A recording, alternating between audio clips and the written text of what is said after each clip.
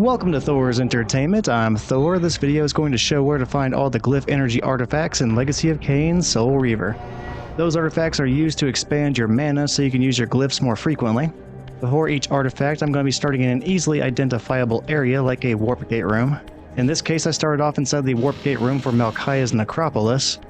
This is a location you will unavoidably find in the main story.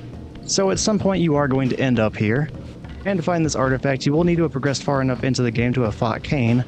After your first fight with him, you will acquire the Soul Reaver, the spirit sword that's on Raziel's arm. And since I have that, I leave the warp gate room and I continue on to the necropolis pond. Raziel needs to cross the pond and enter the mausoleum.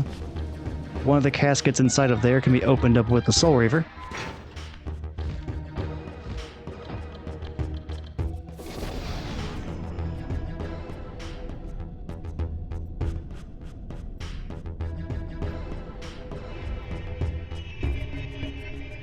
And after opening it up, there's going to be a secret passageway that leads to one more Soul Reaver locked door.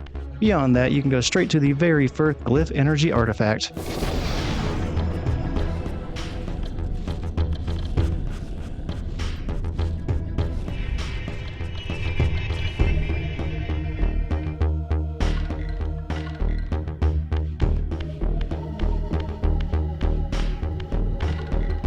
With this artifact, your glyph energy capacity is increased.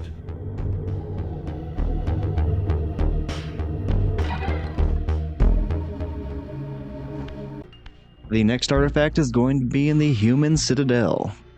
And you will need to have progressed far enough into the game to have defeated the boss Zephon, and acquired his wall climbing ability. I started off inside of the Human Citadel's warp gate room, and this area is entirely optional with no required events for the main story taking place here. So you could easily go the entire game without ever finding this place.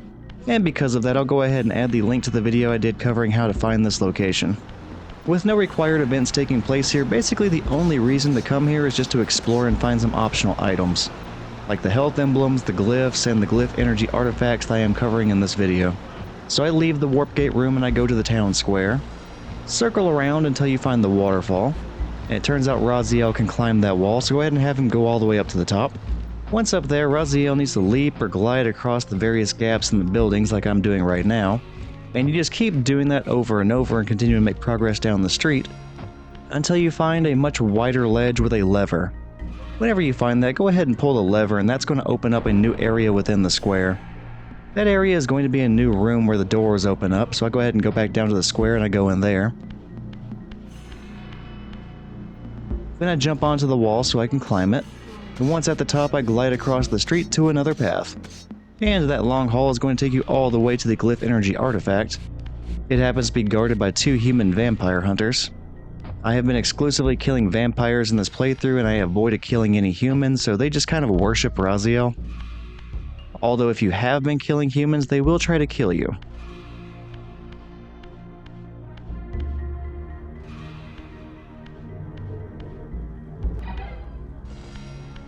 Next up is going to be the third artifact, which is going to be inside of Zephon's silenced cathedral. To obtain that, you have to have progressed far enough into the game to have defeated the Seraphan Tomb Guardian, and as a result you would have received his telekinetic projectile ability. I started off inside of the warp gate room just outside of the cathedral grounds. Whenever I left, I said hello to the vampire hunters on the other side of the door. And similar to the Human Citadel, those vampire hunters do not bother me because I've been exclusively killing vampires and leaving humans alone. And then I made my way to the entrance gate to the cathedral grounds. And whenever I finally do make it to the entrance gate for the grounds, I go ahead and go into the spectral realm. Then I phase through the gate and then enter the grounds, using the rift on the other side to get back to the material world. Within the cathedral grounds, there are going to be a few spider vampires trying to get in Raziel's way. Even though they are directly in my path, you don't have to kill any of those vampires in order to get this artifact. And as a result of that, fighting them would just kind of be a waste of time. I generally just try to knock them out of the way using the telekinetic projectiles, or just jump by them or run by them. Eventually, within the cathedral grounds, Raziel will end up needing to climb some of the towers in the courtyard. Those are going to be my way of actually getting inside the cathedral. You can do this part entirely within the physical world, although some of the jumps can be a little bit easier in the spectral realm. In this case, I do not need to shift into the spectral realm to get through it, and eventually I managed to make it all the way to the top so I can go inside the cathedral. The part of that location that I really want is going to be the ventilation room. This was the area used in the main story to ascend higher up into the cathedral so you could eventually face off against Yvonne.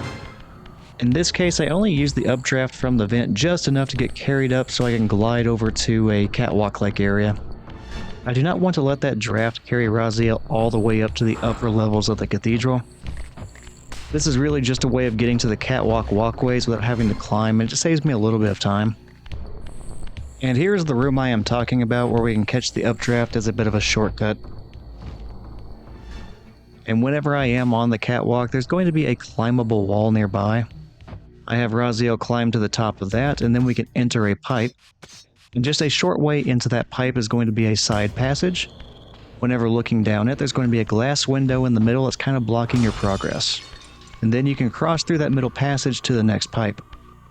Inside of there, you're going to find your very next artifact.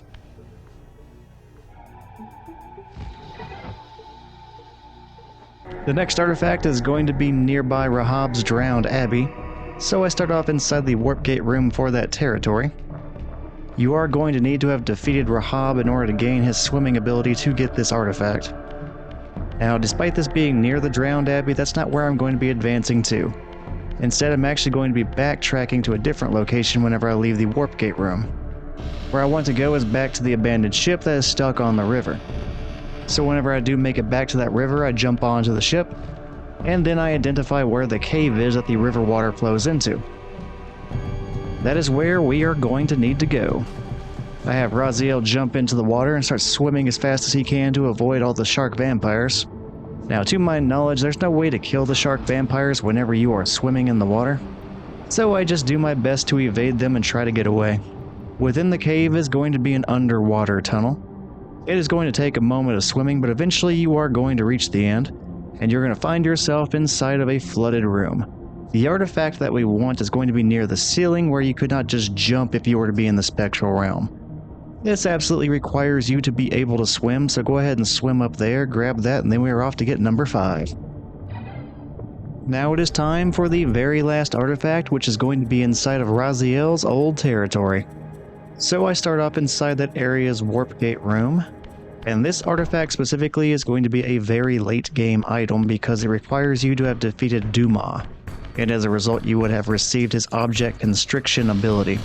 And what makes that very late game is that Duma is the second to last boss of the game. Whenever I left the warp gate room, I went ahead and I took a path towards Melchiah's necropolis. Even though that is the direction I am going, I will not be leaving Raziel's territory, but I need to reach the bridge tower towards the end of the territory. The respawning vampires of Duma's clan are all over the area, so I just go ahead and I switch to the Fire Reaver. With the Fire Reaver, the projectiles can just set stunned or unaware enemies on fire, and that is a really quick way of killing them and getting them out of the way. I do not always resort to the Fire Reaver, but it is good to have. It is going to take me a moment to get there, but within the tower is the only vampire I usually require myself to kill. And the only reason that is a personal must-kill vampire for me is because sometimes it can get in the way whenever I want to lower the bridge. In this video, that is not going to be a problem because I think I've already killed that vampire, and as a result I'm free to move around the dial as needed to decide which bridge I want to lower and also use the lever to lower the bridge. And whenever it comes to redirecting the dial in the middle of the room so you can decide which bridge you want to lower, if you have already defeated Duma and gained his ability, all you have to do is run in circles around it. That should activate Duma's object constriction ability, and the dial is going to move in whatever direction you are running. With that bridge now lowered, I was able to cross it, and that leads to a hall with only one vampire inside of it, and that vampire was very quickly disposed of. At the very end of the hall is going to be a puzzle room, and to describe the room, you start off on a ledge at the very beginning of the puzzle room, and up on that ledge with you is going to be a single block. Beyond the ledge is going to be a pit in the center of the room, and within the pit are going to be 2 additional blocks. I will need to stack all 3 of the available blocks on top of each other. So I prep this process by pushing the top block to the ledge's edge, and whenever it is nearby the ledge, I just leave it there for now. Then I hop into the pit and I begin stacking the 2 blocks in there on top of each other. Once those two are stacked on top of each other, I go ahead and drag them and position them in a very specific spot so they are just below the block on top of the ledge. The idea here is that I want to be able to push that top block off of the ledge so it lands on top of the bottom 2 blocks, giving us a stack of 3. Then I need to move that stack of 3 blocks. I want the stack positioned more towards the middle of the room. That way I can jump from the platform in the middle of the pit on top of the stack, and then I can jump from the stack to the ledge on the opposite side of the room. And once I am on top of the ledge on the opposite side of the room, we are free to grab the very last Glyph Energy Artifact. With all that explanation out of the way, I hope you enjoyed the video and found it helpful. If so, I do have other videos on the Thor's Entertainment channel covering the location of optional items like the Fire Reaver, health emblems, and glyphs. I will also be playing through the actual game and covering the main story as well. So if any of that sounds interesting to you, feel free to check those videos out. No matter what you do though, thank you for watching this video, take care, and hopefully I will see you next time.